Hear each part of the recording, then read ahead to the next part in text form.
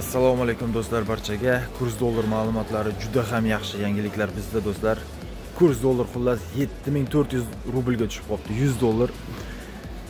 Rubl esa 1000 rubli 163 ming so'mga chiqdi. Bu degan yaxshi yangilik. Musofirlarga biz bilan qoling do'stlar. Kanalga obuna bo'ling, marhamat, polnis obzorini tomosha qiling do'stlar. Rossiyada ishlab yurgan bratlar, bu video aynan siz uchun. Bilaman, siz Rossiyadasiz va uyim joyim deb mehnat qilib yuribsiz. Halol ishlab topgan pulingizni O'zbekistonga hech qanday foizlarsiz va yaxshi kursda yuborishingizga zo'r tavsiyam bor. Buning uchun Play Market yoki App Store ga kirib, Yubor degan ilovani yuklab olasiz. Va ilovadan Rossiya nomeringiz bilan ro'yxatdan o'tasiz.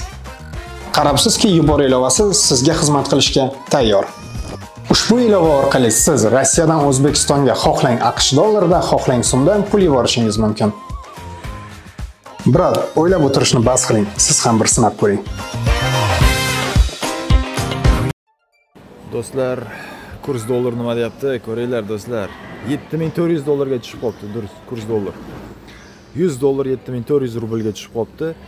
Hozir sizlarga yana bir kurs dollarni ko'rsataman. Вообще udar yangiliklar bizda. Chetlashmang do'stlar. Hozir mana O'zbekiston. Rubl esa 1000 rubl 163 ming so'mga tushib qoldi do'stlar. 1000 rubl 163 ming so'mga. Aytgan edim-ku sizlarga, sabr qilsanglar, hammasi mana qaranglar. 100 ming so'mdan 163 ming so'mga chiqdi. Kechagina 100 dollar rublga qancha edi? Вообще udar baland 9,5-10 ming rubl edi, hozir 7400 ga tushib qoldi. Bu degani do'stlar juda ham yaxshi yangilik bizda, musofirlarga juda ham qulay bo'ldi. Xullas, kanalimizga obuna bo'ling do'stlar. Bizdan uzoqlashmang. Yangi yangiliklar bizda do'stlar.